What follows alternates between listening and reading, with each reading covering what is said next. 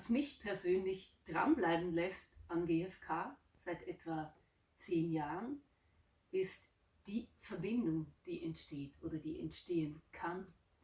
Und zwar diese Verbundenheit mit dem Gegenüber, mit seinen Gefühlen, mit seinen Bedürfnissen, aber gleichzeitig auch die Verbundenheit mit mir selber.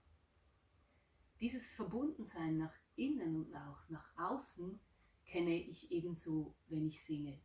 Wenn ich singe mit anderen Leuten oder wenn ich singe für ein Publikum.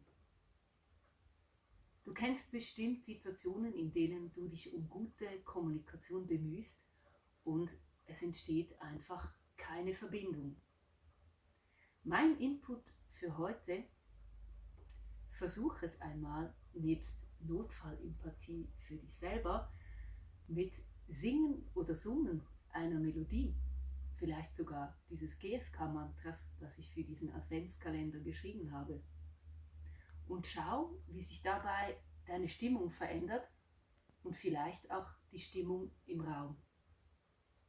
Und womöglich bekommst du Lust, dieses Jahr mal wieder Weihnachtslieder zu singen. Liebe Grüße von Nora aus der Schweiz.